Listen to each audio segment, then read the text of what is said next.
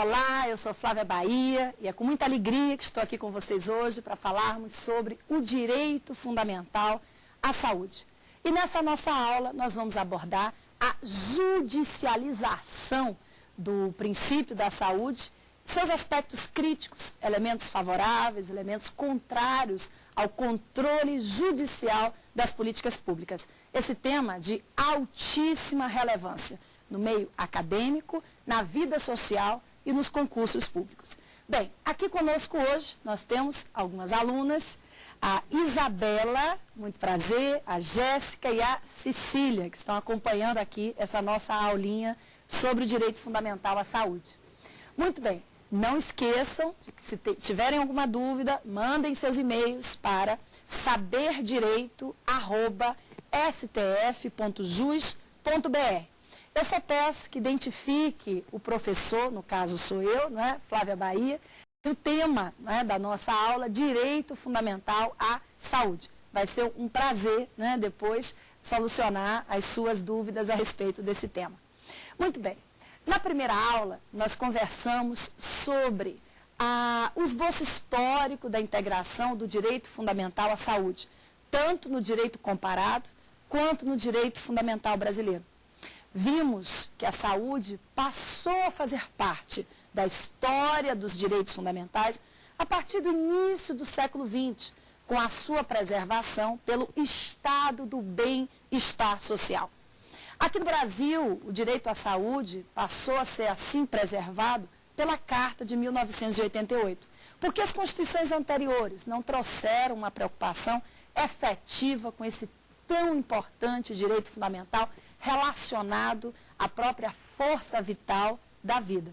Também conversamos que a saúde hoje se encontra presente em vários dispositivos constitucionais.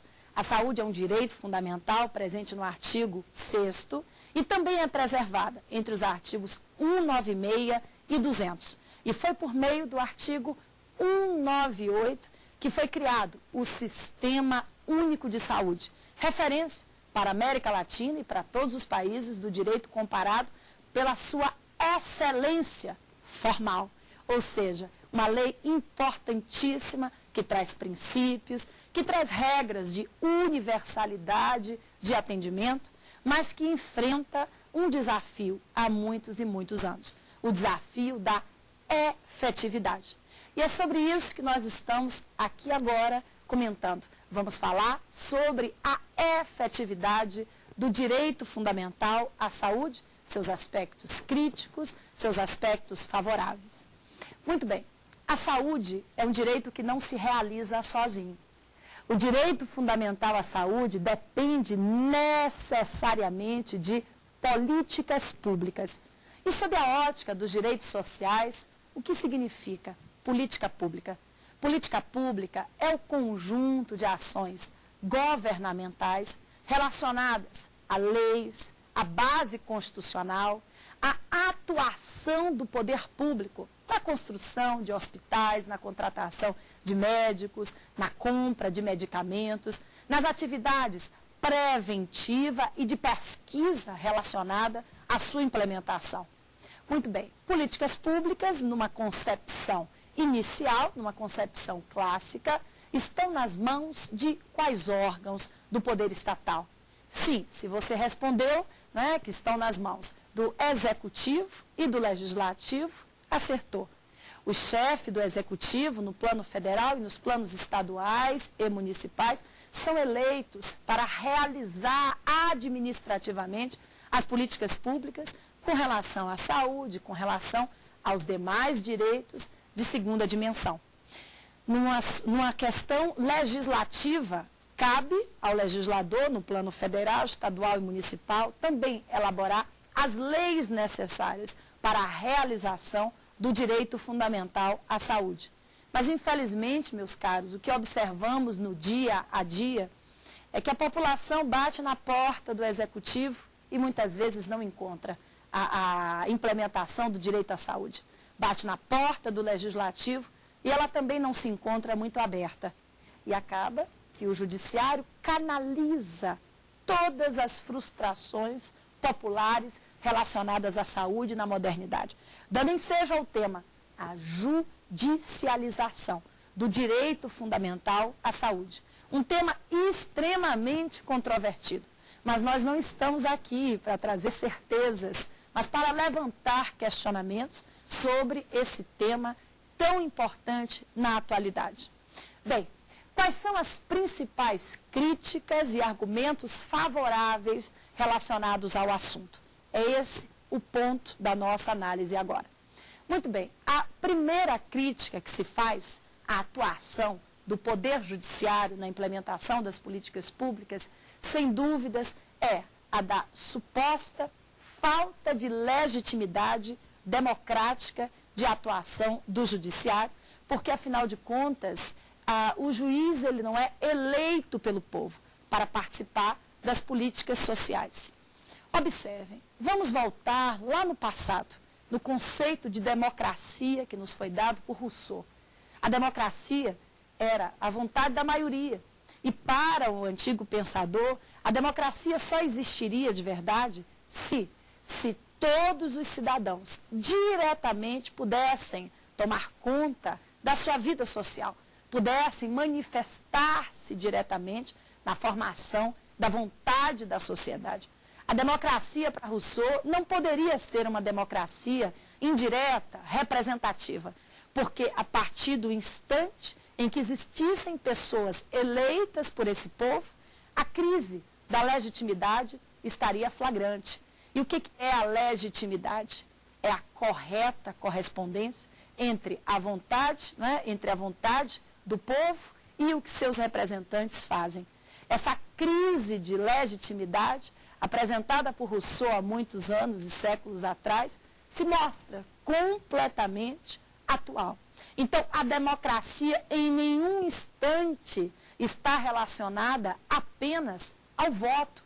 Reflitam, democracia é o governo de todos, para todos, por todos e para todos, ou seja, a democracia reside na soberania popular, se realiza não por meio apenas do voto, se realiza pela participação em plebiscitos, em referendos, pela apresentação de projetos de leis populares.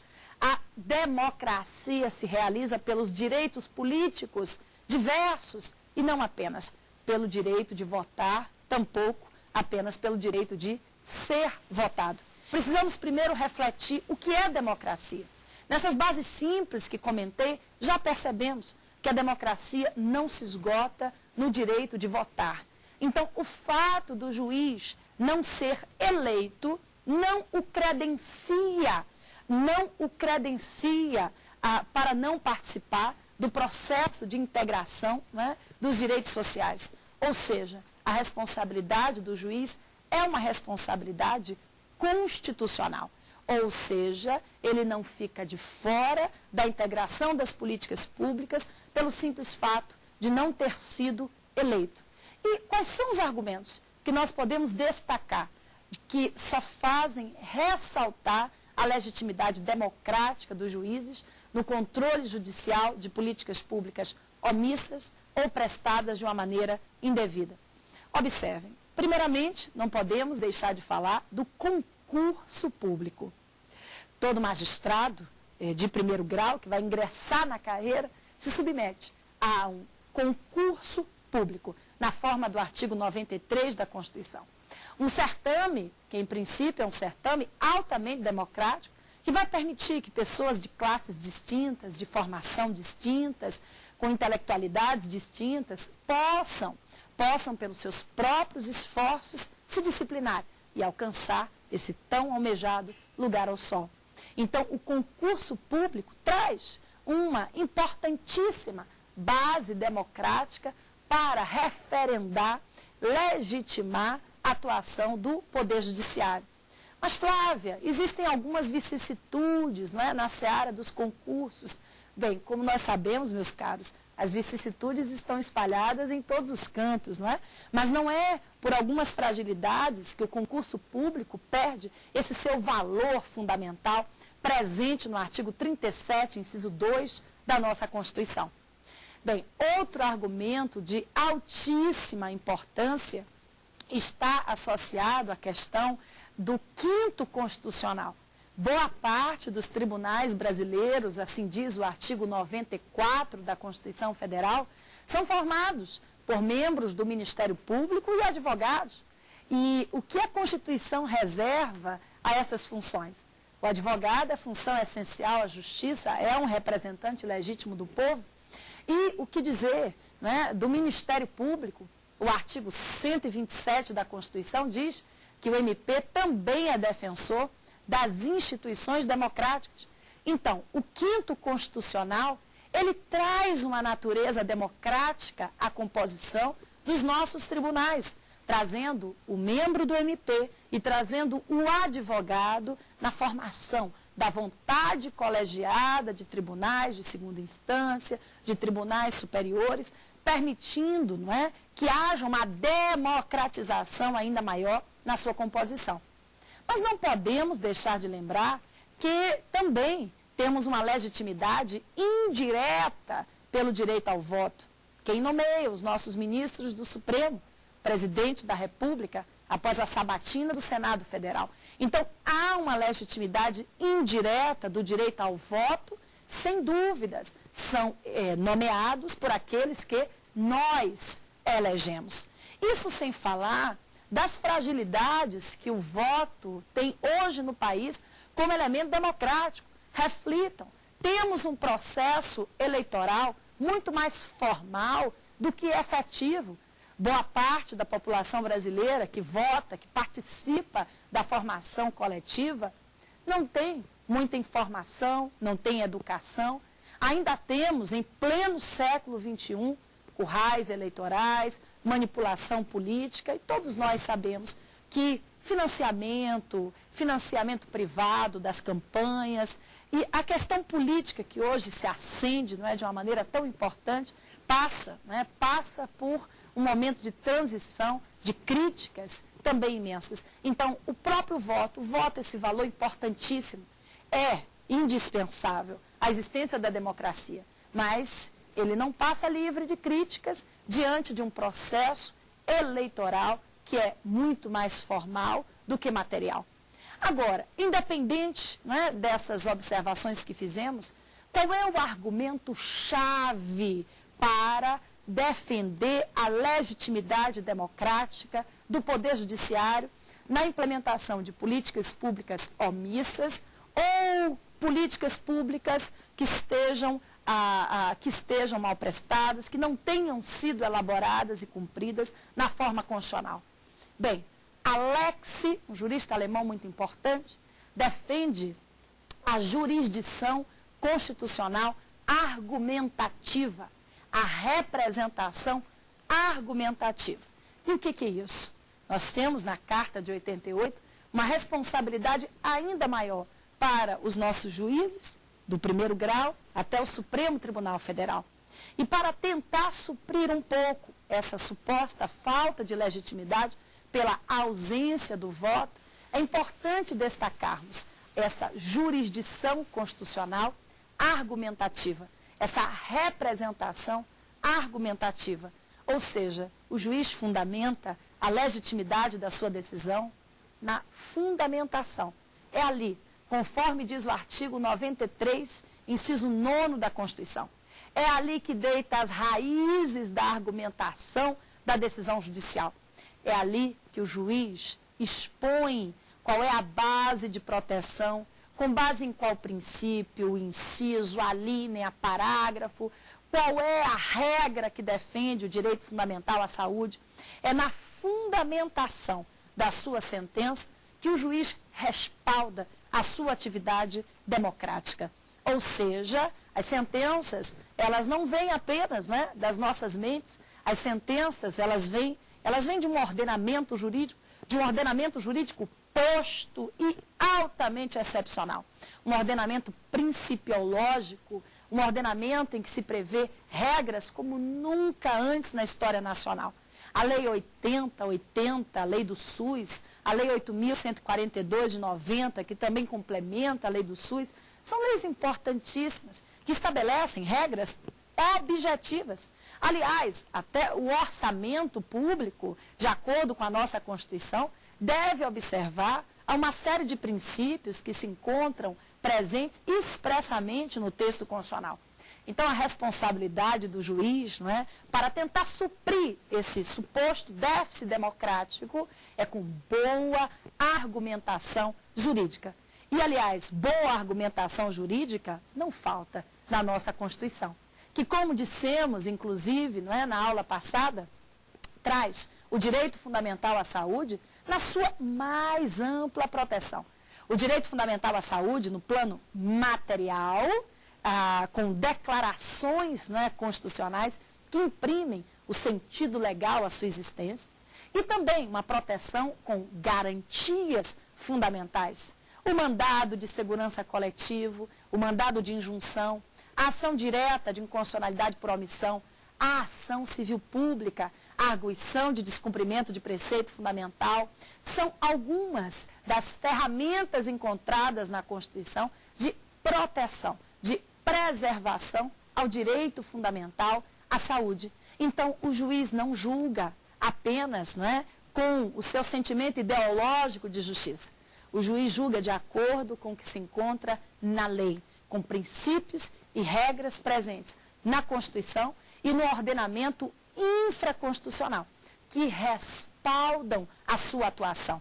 E como Alex defende essa representação de argumentação, ela deve trazer sem dúvidas bons argumentos jurídicos, fáticos, não é? Principiológicos, mas deve contar com o apoio popular. A sociedade deve também concordar com essa jurisdição constitucional. A sociedade deve apoiar a atuação jurisdicional.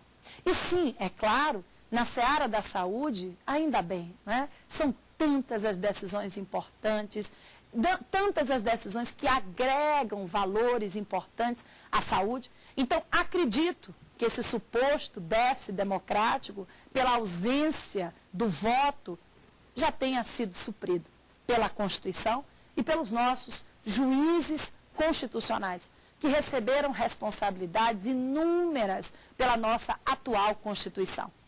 Muito bem, a segunda crítica que se faz à atuação do Poder Judiciário na fiscalização das políticas públicas relacionadas à saúde é a suposta violação ao princípio da separação de poderes. Vejam só, sabemos que o poder é uno, indivisível, imprescritível e indelegável. Mas a experiência histórica nos mostrou que esse poder, não é, nas mãos de um só, de um tirano, né, que não fazia nada de errado, aliás, le roi ne peut mal faire, né, o rei não faz nada de errado.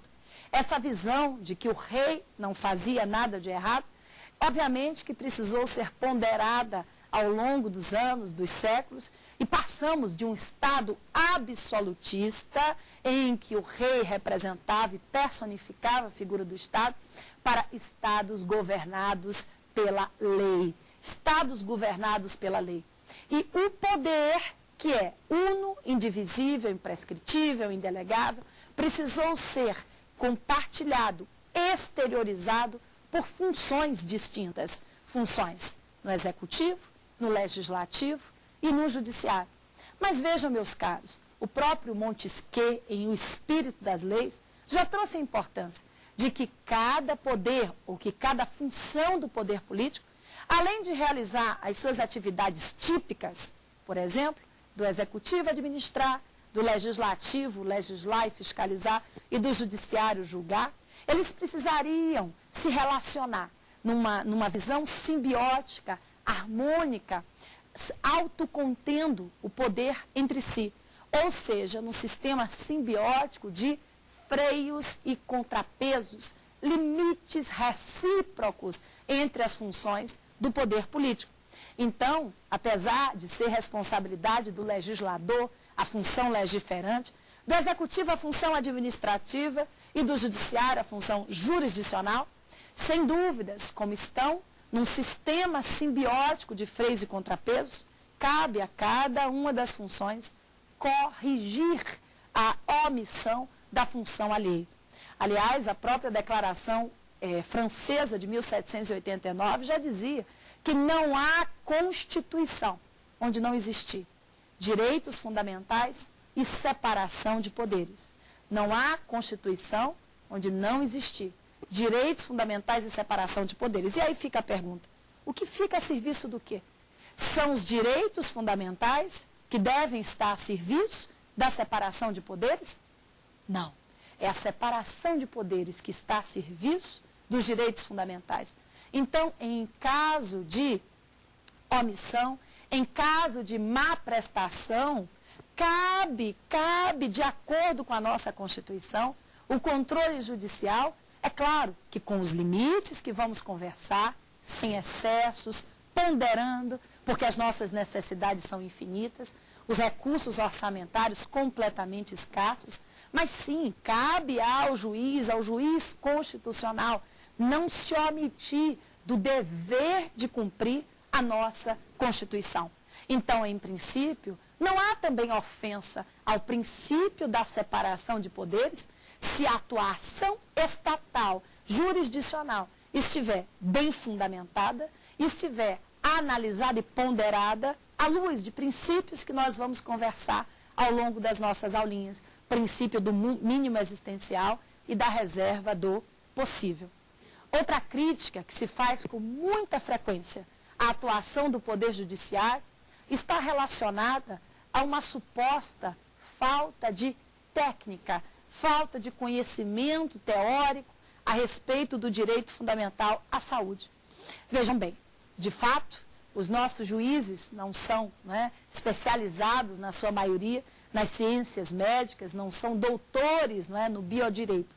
Mas existe uma forma de, eventualmente, suprir essa falta técnica inicial. São os laudos médicos, a atuação compartilhada dos órgãos públicos.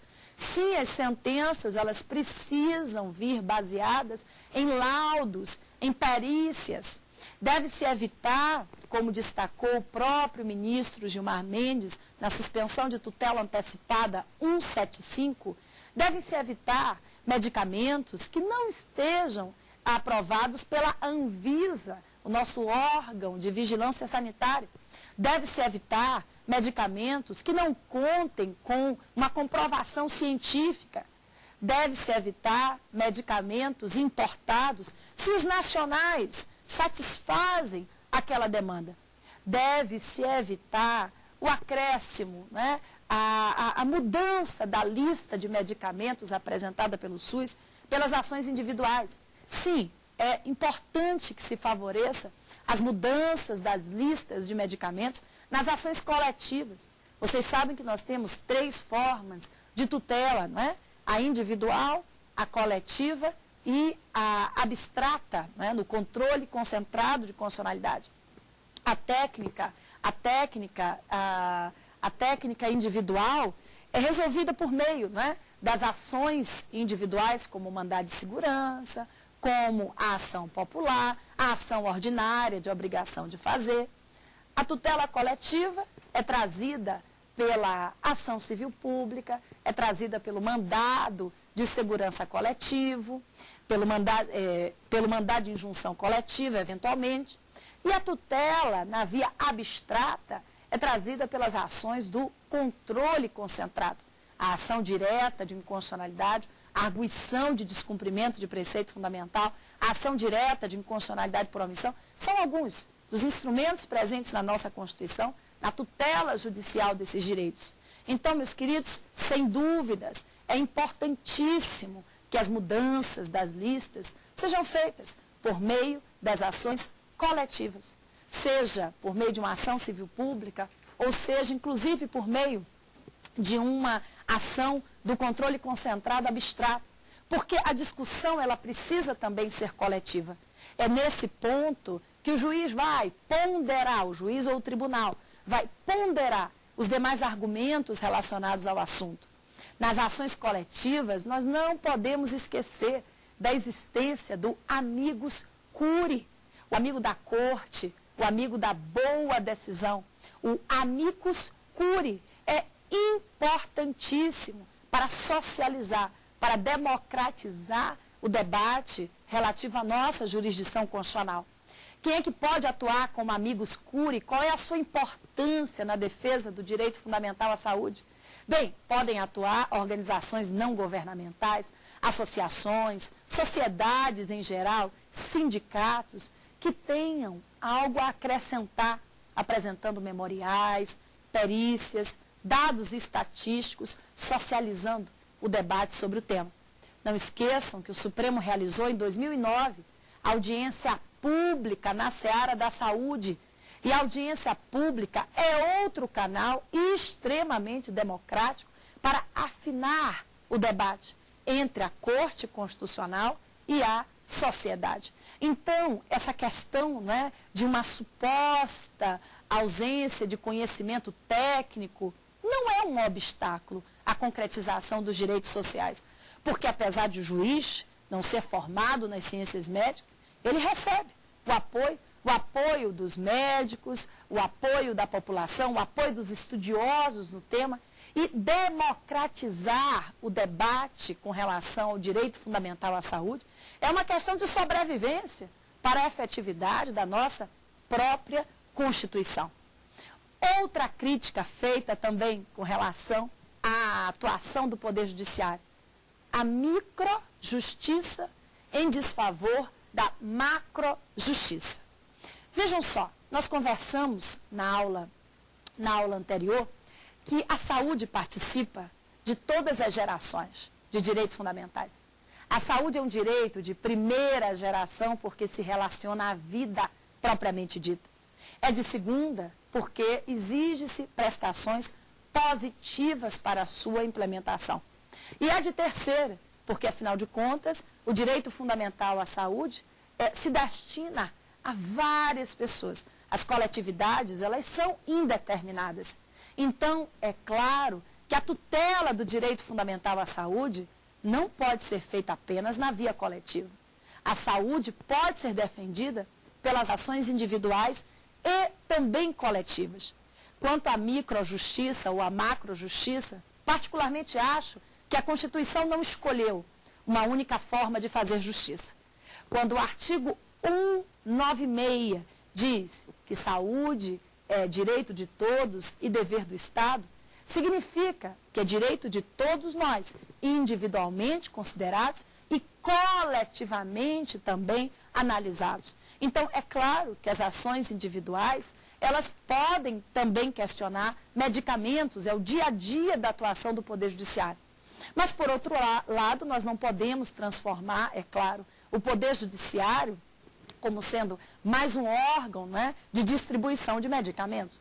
O papel do juiz não é esse. O papel do juiz é sanear eventuais falhas, eventuais omissões na implementação do direito fundamental à saúde. Por exemplo, quase que boa parte, não é, quase que a totalidade das decisões judiciais são apoiadas em listas de medicamentos que não estão disponíveis nos postos oficiais do Estado. Boa parte das decisões não traz um medicamento novo, boa parte das decisões não apresenta uma lista nova para o SUS. Essas são decisões excepcionais que acho que precisam diminuir para que o judiciário não se torne um órgão da administração, provedor, não é, de medicamentos. Para que isso não traga, não é, uma crise, porque se o executivo não presta o medicamento, muitas vezes porque o medicamento não está lá presente, o judiciário não pode ser a próxima via, não é, de acesso livre ao medicamento. Mas, ao mesmo tempo, o juiz não pode ficar afastado do controle das políticas públicas. É também uma questão de sobrevivência do Estado Democrático de Direito. Afinal de contas, não é? Muitas vezes, as listas de medicamentos estão aí apresentadas, mas o povo não consegue acessá-los, né? Ou então, os hospitais estão feitos, estão criados, mas os aparelhos hospitalares não estão em pleno funcionamento. Médicos são contratados, mas não trabalham felizes, às vezes, percebemos, e por isso, sim, né, é preciso que haja uma atuação séria, uma responsabilidade séria de todos os poderes da República na sua implementação. voltando à questão da microjustiça, a microjustiça ela é indispensável. Não esqueçam, a Constituição veda a pena de morte, a Constituição veda o tratamento desumano ou degradante, a Constituição veda qualquer forma de pena cruel.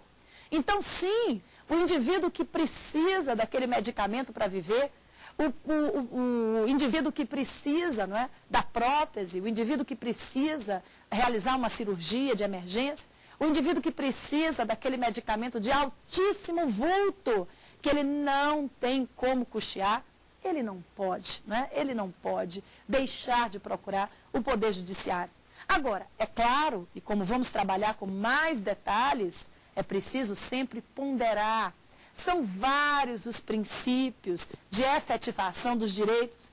Temos muito mais necessidades do que os nossos orçamentos conseguem cumprir. Então, é preciso sempre ponderar o mínimo existencial relacionado à dignidade da pessoa humana e à reserva do possível, que se relaciona à questão do que é economicamente viável para um Estado com recursos escassos, e esse não é um problema só do nosso país. Outra questão também de crítica relacionada ao controle judicial das políticas públicas é a que está relacionada ao hipossuficiente.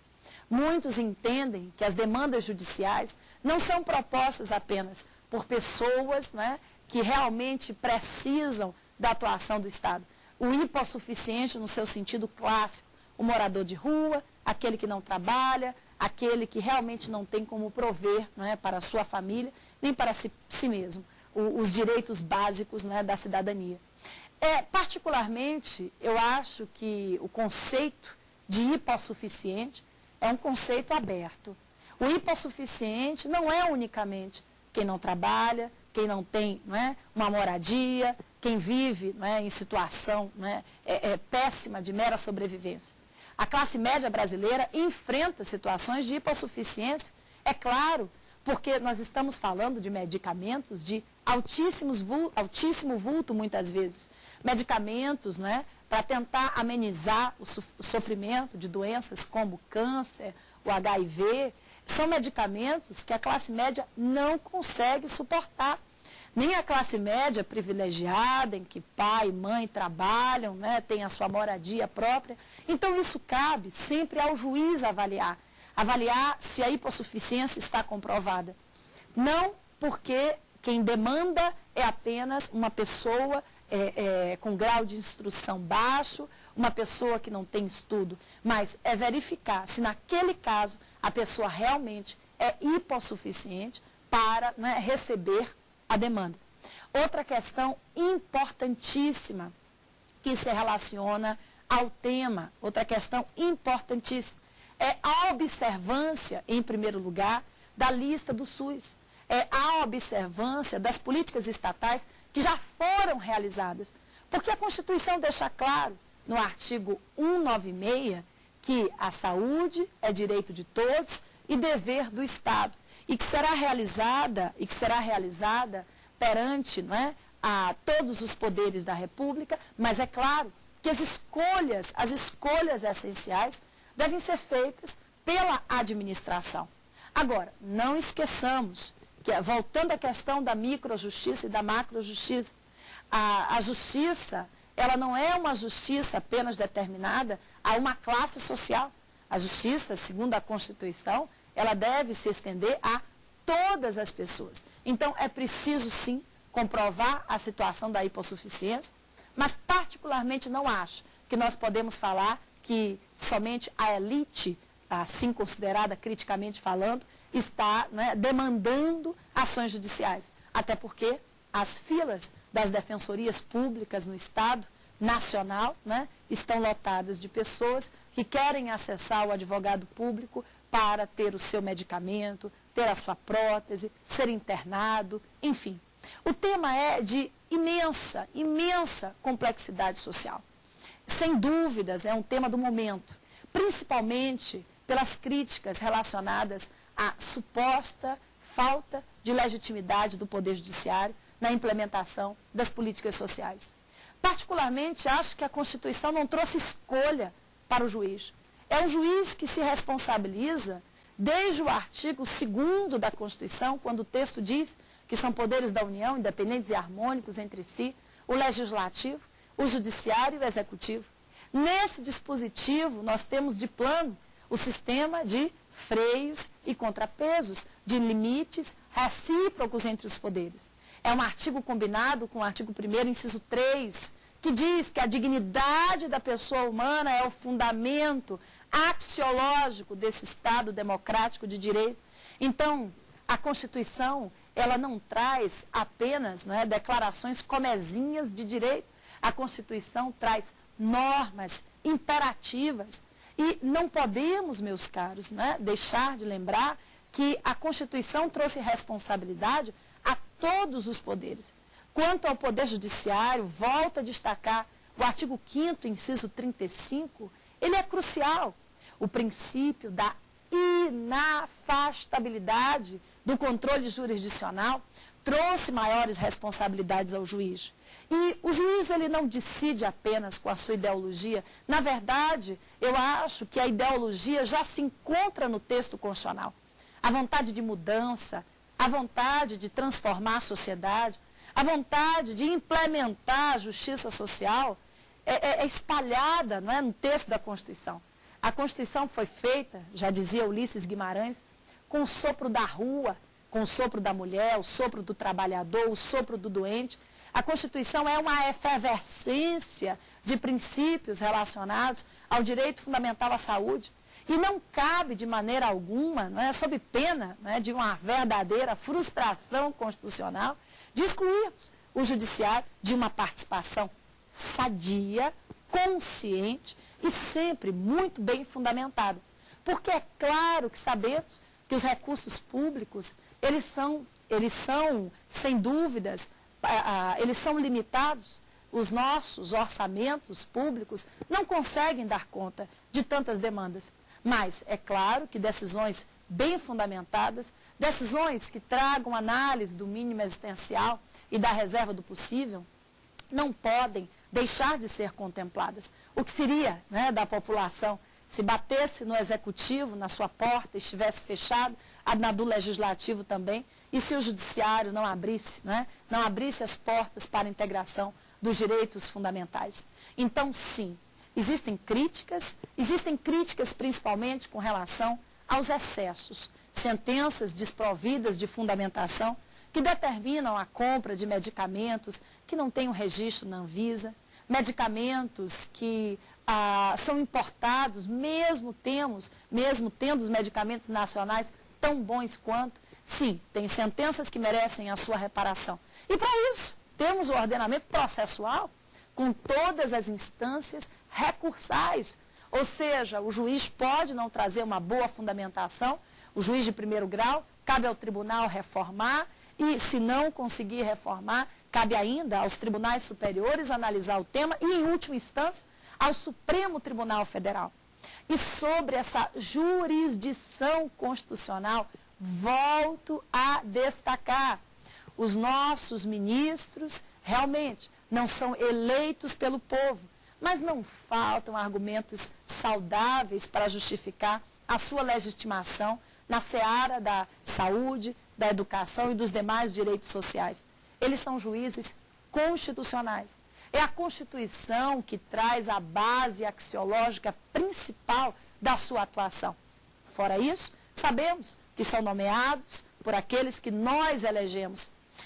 Mas e se esse argumento não for muito bom suficientemente, nós podemos destacar o grande argumento, que é a representação argumentativa. O juiz decide segundo prevê a Constituição, segundo prevê o ordenamento infraconstitucional. O judiciário, ele tem hoje uma Constituição como nunca teve na história do país. Uma Constituição garantista do início ao fim. Então, as respostas estão aí, são presentes no texto constitucional. O texto que ampliou base material, que ampliou base processual, que trouxe preservações principiológicas como nenhuma outra Constituição apresentou. Mas, Flávia, e o desequilíbrio entre a separação de poderes? Defendo que cada vez mais deve existir uma integração entre os poderes da República. O Judiciário, dialogando com o Executivo, dialogando com o Legislativo, que as audiências públicas elas sejam feitas cada vez mais para se escutar pessoas que tecnicamente podem apresentar informações valiosas. Vamos tirar o direito à saúde apenas da esfera política, ou seja, o direito à saúde é um direito presente em normas, não é apenas política, não está apenas dependendo, né, da atuação administrativa do Estado. O direito fundamental à saúde é um direito consagrado no texto constitucional e que cabe, sim, a todos os poderes da República a sua integração. Mas tem sentenças que realmente beiram o absurdo? Sim, porque existem homens que beiram o absurdo, mulheres que beiram o absurdo. E sim, as sentenças ruins, elas merecem a sua reforma. Alguns autores citam, como o professor Luiz Roberto Barroso, que encontramos sentenças no país determinando a entrega de chá de cogumelos, né, ou de medicamentos alucinógenos que não encontram, né, nenhuma base de comprovação científica. Tem decisões judiciais determinando home care, né, para pessoas que vivem em famílias de classe média, que querem apenas um conforto a mais para tratar dos seus doentes. Sim, existem sentenças esvaziadas de fundamento, claro, como existe a atuação política, também bem criticável. Mas a defesa nossa é que o judiciário possa servir também como base de apoio para a realização das normas constitucionais. O judiciário não pode ser excluído da atuação, né, no que tange às políticas sociais, porque, afinal de contas, a Constituição trouxe responsabilidade para todos os poderes, para o Executivo, para o Legislativo e para o Judiciário. Uma forma de minimizar decisões desconectadas, né, com a base técnica, com a base mais instrumental do direito à saúde, com relação, por exemplo, a medicamentos novos, medicamentos que não estão presentes na lista do SUS, é o debate social. É o juiz sempre respaldar a sua decisão, ou, sempre que possível, respaldar a sua decisão num laudo médico, numa opinião segura, né?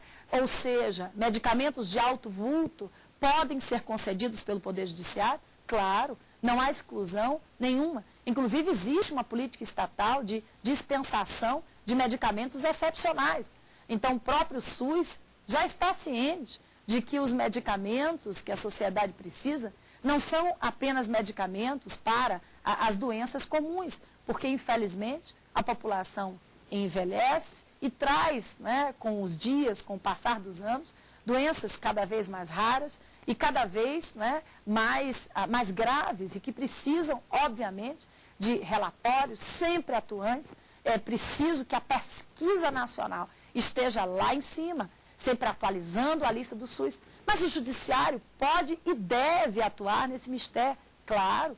Podem sair das listas do SUS, né, das novas listas do SUS, debates importantíssimos nas ações do controle concentrado, nas ações coletivas, que devem ser as favoritas, para que a administração pública não desorganize a sua atuação.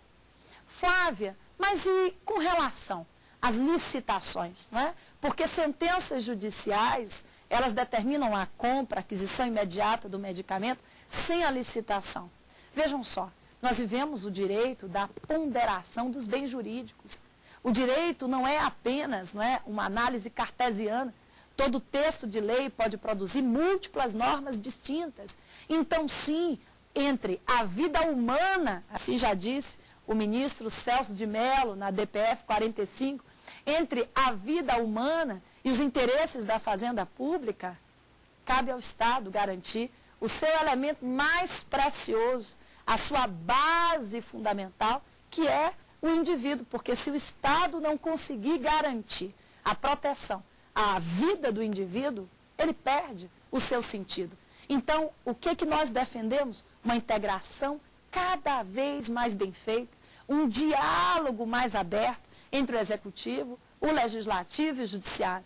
Mas lembro a todos que o Judiciário não fica afastado do controle das políticas públicas, defendendo sempre que as suas sentenças sejam pautadas pelos princípios do mínimo existencial e da reserva do possível, que serão estudados com detalhes em uma das nossas aulinhas sobre esse assunto.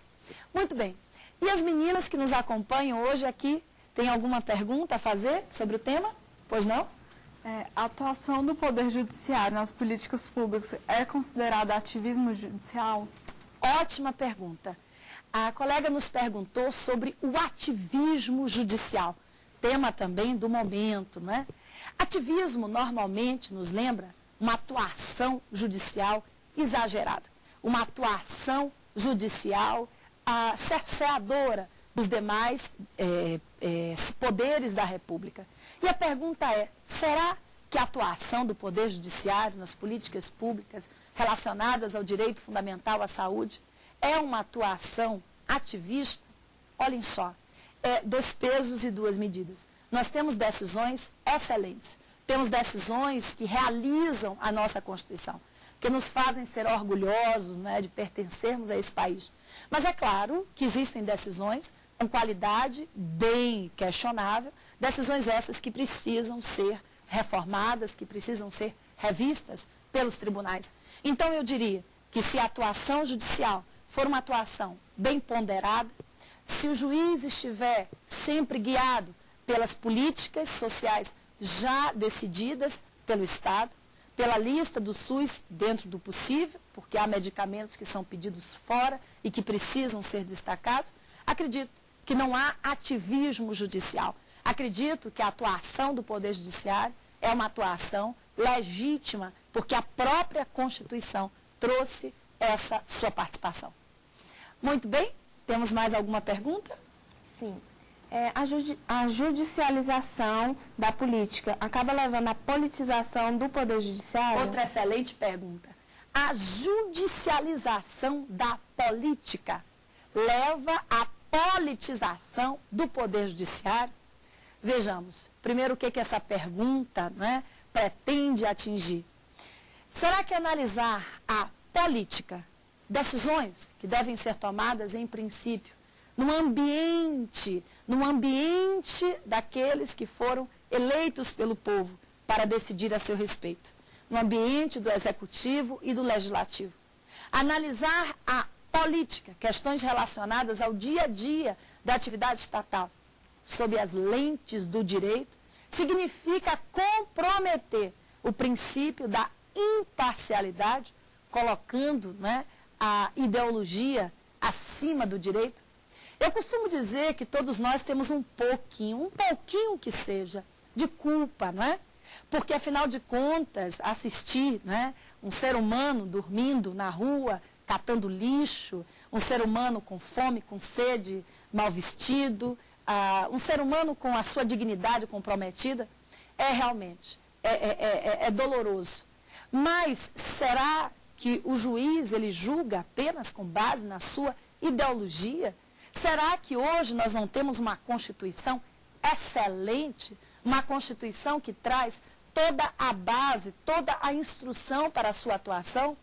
Particularmente eu acho que a judicialização da política, que significa analisar a política sob as lentes do direito, não gera necessariamente como conclusão a politização do Poder Judiciário.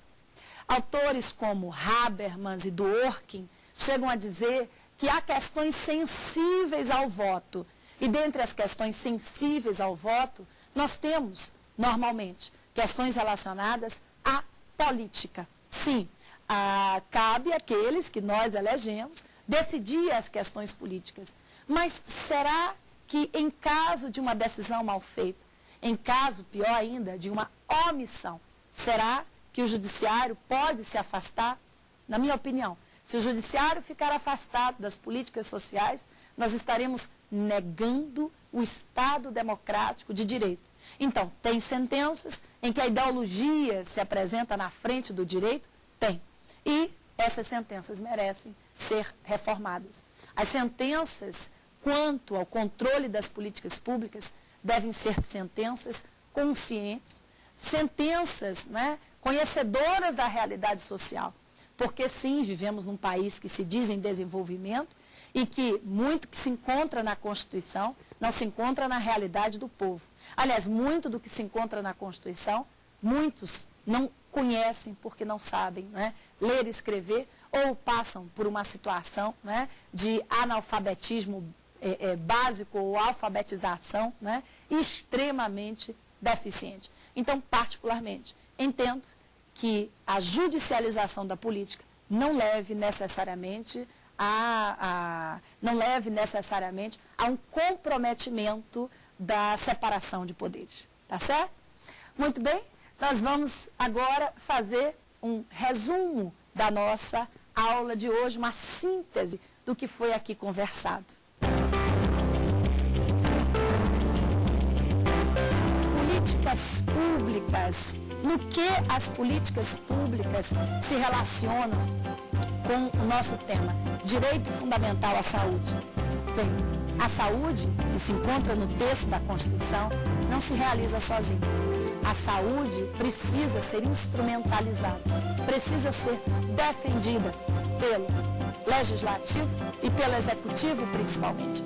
As políticas públicas são ações governamentais, construção de hospitais, elaboração de leis, compra de medicamentos, contratação de médicos de qualidade, de enfermeiros, de aparelhos hospitalares, ou seja, as políticas públicas, elas precisam ser a ponte de integração da Constituição com a realidade do país.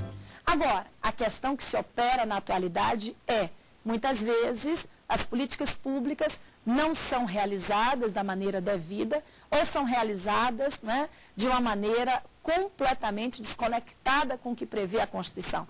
São tantos os medicamentos que se encontram na lista do SUS e que não são, né, disponibilizados nos postos de saúde. E aí, o que dizer? Pode ou não o judiciário atuar nessas políticas públicas? Trabalhamos com argumentos contrários e argumentos favoráveis à sua atuação. Como argumentos contrários, o que dissemos? Falamos principalmente de uma eventual falta de legitimidade do juiz, porque ele não é eleito para poder decidir sobre políticas. Conversamos também sobre uma suposta violação ao princípio da separação de poderes. Questionamos a parte técnica, a falta de conhecimento técnico do juiz. Dissemos também que há talvez, né, um perigo da microjustiça em detrimento da macrojustiça. Falamos também que nem todos que acessam o Poder Judiciário são hipossuficientes e nós temos necessidades inúmeras em contrapartida, recursos orçamentários completamente escassos. Mas aí temos os contrapontos. O voto não é e nunca vai ser o único instrumento de atuação democrática. A Constituição traz um juiz democrático. A Constituição traz, em vários dos seus dispositivos, argumentos importantes para a atuação do controle judicial. A começar pelo concurso público, temos também o 5º constitucional, a nomeação de certos julgadores por aqueles que nós elegemos e, principalmente, o argumento de destaque nessa nossa análise é a representação argumentativa. Ou seja, o juiz, ele lastreia, ele embasa as suas decisões de acordo com a fundamentação mais rica possível, a fundamentação constitucional. O legislador se legitima pelo voto, o executivo se legitima pelo voto, o juiz se legitima pela fundamentação da sua sentença. É ali que reside a base principal da atuação do Poder Judiciário no controle das políticas sociais. Porque nós temos uma Constituição em que se irradia argumentos favoráveis, em que se irradia direitos fundamentais que precisam ser cumpridos, dentre eles esse, né, inenarrável, não é? Indescritível direito básico do indivíduo, que é o seu direito à saúde. Mas a saúde não apenas como sendo, né, um direito em que se preocupa com a enfermidade. A saúde é um direito que deve ser analisado, defendido com base em todos os outros direitos: moradia, educação, lazer, previdência, assistência, ou seja, um bom ambiente constitucional favorece a implementação do direito fundamental à saúde. Muito bem, e hoje nos despedimos, né, com essa aulinha sobre o controle das políticas públicas, lembrando a todos que não deixem de mandar os seus e-mails para saberdireito@stf.jus.br, e quem quiser rever as nossas aulas, não deixem de acessar www.youtube.com/saberdireitoaula. E ainda convidamos vocês, claro, para assistir a outros programas da família Saber Direito. www.youtube.com/saberdireitoresponde, www.youtube.com/saberdireitodebate. Bem, convido a todos, né, para assistirem a nossa próxima aula, em que vamos continuar a conversar sobre esse importantíssimo direito fundamental, o direito à saúde. Até lá!